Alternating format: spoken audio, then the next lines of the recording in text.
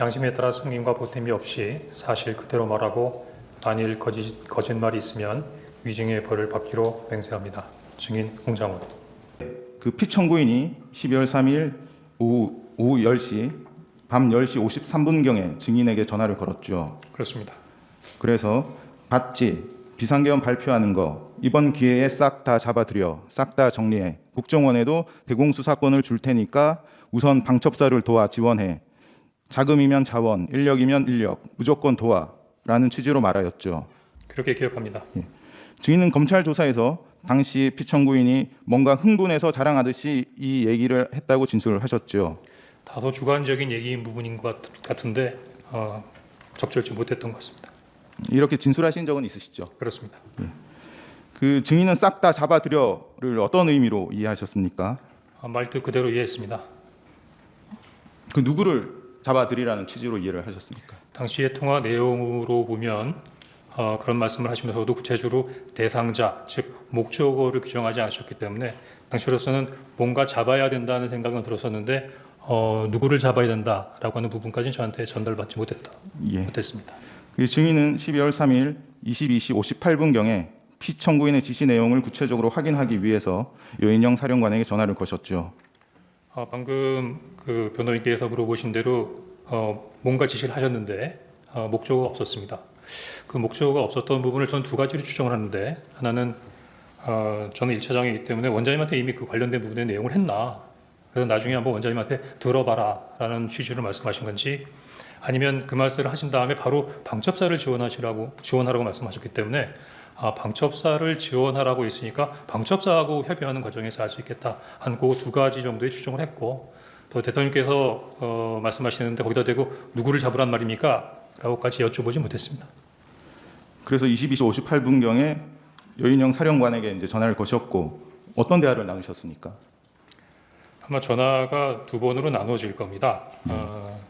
이미 비상계엄이 발표되는 내용을 보고 상황을 파악하기 위해서 여인영 사령관하고 한번 통화를 한번 했었던 부분이기 때문에 다시 한번 전화를 했고, 전화해서 제가 요즘에 무슨 얘기를 하면 자꾸 제 얘기가 바뀐다 라고 하는 얘기가 있어서 제가 조금 메모를 해서 그 메모에 근거해서 또박또박 말씀드리도록 하겠습니다.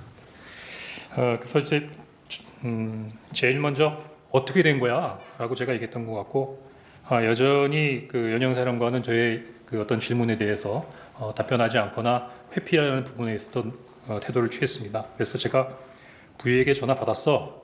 대통령이 너희들 지원해 주래. 이렇게 얘기를 했고, 이 이야기를 들은 다음에 그 다음부터는 여인영 장관이 당시 상황들을 저한테 설명해 주기 시작했습니다.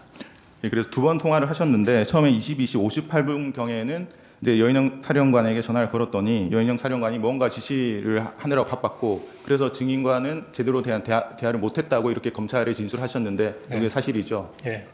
그리고 그 후에 23시 06분경에 여인영 사령관에게 다시 전화를 거셨죠. 네. 이때 이제 증인이 말씀하신 부위로부터 연락을 받았어라고 하니까 여인영 사령관이 처음에는 이제 뭔가 말하는 것을 주저하다가 증인이 대통령으로부터 연락을 받았다고 하니까 그때 이제 얘기를 하기 시작했죠. 네. 그래서 여인영 사령관은 증인에게 국회는 경찰과 협조해서 봉쇄하고 있습니다. 선배님 이걸 도와주세요. 저희 체포조가 나가 있는데 소재 파악이 안 돼요. 명단 불러드릴게요라는 취지로 이야기를 했죠. 네. 여인영이 사용한 정확한 워딩이 체포조 맞습니까? 네. 그 증인은 여인영 사령관이 불러주는 명단을 받아 적으셨나요? 예, 받아 적었습니다. 그 체포 명단이 적힌 메모를 제시하겠습니다.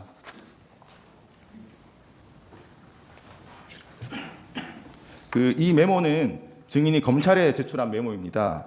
예, 이상입니다. 제가 내용에 대해서 대통령으로서 제가 국정원을 지휘하기 때문에 제가 여기서는 우리 재판관님들 이해 편의를 해서 한 말씀을 좀 올릴 수 있는 기회를 주셨으면 좋겠습니다. 그 신문상이 아니라 저희들한테 하는 말씀인가요? 그렇습니다. 예, 하십시오. 네. 지금 뭐 범건이 위치 추적이 이렇게 하는데요. 국정원은 수사권이 없고 범건은커녕 위치 추적을 할 수가 없습니다. 뭐 협력해서 한다고 하는데 그런 거를 방첩사령관이 모를 리가 없고, 그래서 저 자체는 이제 말이 안 된다고 저는 보고 있고요. 그리고 지금 저 메모가 지금 이 뭐 탄핵부터 뭐 내란물이니 이런 모든 프로세스가 지금 저 아까 우리 정영식 재판관님께서 그 지적하신 저 메모가 아마 제 판단에는 12월 6일 국회에서 박선원 의원한테 넘어가면서 시작이 된 거라고 저는 보는데요.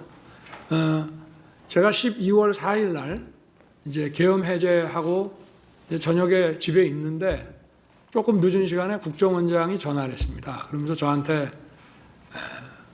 1차장한테, 홍장원 1차장한테 전화를 혹시 받으셨습니까? 그래서 모르겠는데 내가 한번 이 전화 끊고 한번 열어보겠습니다. 그래서 열어보니 전화가 왔는데 제가 못 받은 거더라고요. 왜냐하면 저 비화폰은 저 무음으로 늘 해놓기 때문에. 그래서 내가 다시 국정원장에게 전화해서 전화가 왔었노라. 왜 그러냐 그랬더니 사실은 대통령님께 진지하게 말씀을 드렸어야 되는데 사실 좀 오래됐습니다. 근데 어떤 정치적 중립 문제라든지 뭐 제가 자세한 말씀을 이 자리에서 드리기는 뭐가 하지만 홍장원 1차장을 좀 해임해야 되겠습니다. 그래서 제가 뭐 다른 것도 안 물었습니다. 그건 원장이 그렇게 판단하면 그렇게 하십시오. 그래서 내일 사표를 받겠습니다 해서 사표를 받고 아까 6일 날 뭐 다시 일하자 했다는데 저는 그게 믿기지가 않는 것이 벌써 6일 날 오전에 그때 제가 관저에 있는데 이미 관저로 1차장 해임과 또 오호령 씨에 대한 임명 그 결재안이 올라와서 제가 그거를 점심시간에 결재를 했습니다. 그 이후에 지금 이제 12월 6일 아침 기사부터 이런 체포 얘기가 대통령이 뭐 한동훈 대표를 잡아넣어라 이런 기사가 12월 6일 아침부터 나기 시작합니다. 그래서 이게 쭉 진행되는 것이고요. 그리고 아까 그 국정원장 해외 출장 문제와 관련해서는 제가 전주에 국정원장으로부터 이번 주에는 미국 출장이 있기 때문에 매주 금요일 날 하는 대통령 보고가 어렵습니다라고 얘기 들은 기억이 나서 제가 화요일 저녁에 국정원장한테 전화를 합니다. 해외에 있는지 국내에 있는지 알기 위해서. 그래서 제가 둘 사이에 약간의 그 미스커뮤니케이션이 있었습니다. 제가 국정원장한테 아직도 거기시죠? 저는 미국에 있는 줄 알고. 그랬더니 국정원장이 예, 아직도 여기입니다. 이래서 저는 해외에 있는 줄 알았습니다. 그래서 처음으로 제가 홍장훈 1차장한테 전화를 하게 됩니다.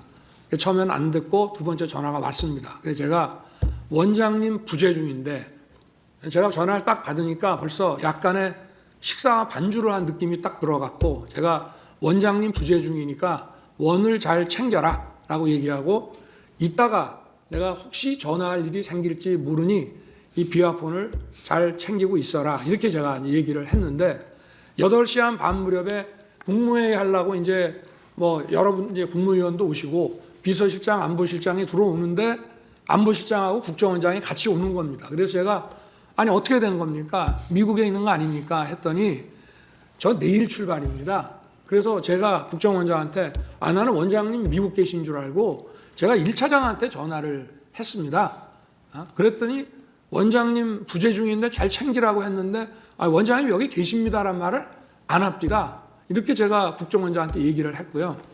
그리고 국정원장도 아마 둘이서 그런 커뮤니케이션을 나중에 했을 거라고 저는 추측이 되는데 제가 만약에 계엄 사무에 대해서 국정원에다 뭘 지시하거나 뭐 부탁할 일이 있으면 국정원장한테 제가 직접 하지 차장들 업무 관련은 2차장이지만 2차장한테도 안 합니다. 원장한테 무조건 기관장한테 하는 것이고요.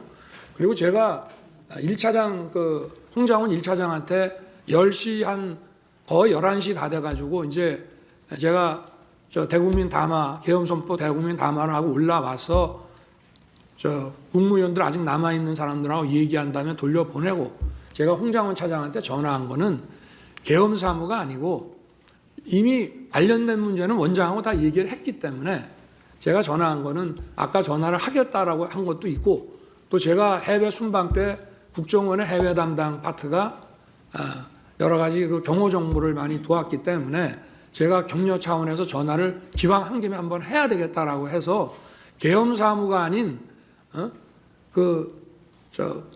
간첩 그 검거와 관련해서 여기는 수사권이 없고 조사권 국가안보조사국으로 이름이 바뀌었습니다. 그래서 방첩사를 도와주라는 얘기를 한 것이고 제가 국정원에다가 방첩사 도와주라는 얘기는 전임 김규현 원장 때나 조태영 원장 때나 늘 합니다. 왜냐? 방첩사는 예산이 아주 부족합니다. 그리고 국정원에는 정보들이 많이 있기 때문에 경찰에 줄 거는 경찰에 주고 또 방첩사에 줄 거는 방첩사에 주면서 저도 좀 예산 지원을 좀 해주라는 얘기를 쭉 해왔기 때문에 또 사관학교 후배니까 좀 도와주라. 그래서 간첩 수사를 방첩사가 잘 할 수 있게 도와주라는 계엄 사무와 관계없는 얘기를 한 거를 가지고 만약에 그렇다면은 제가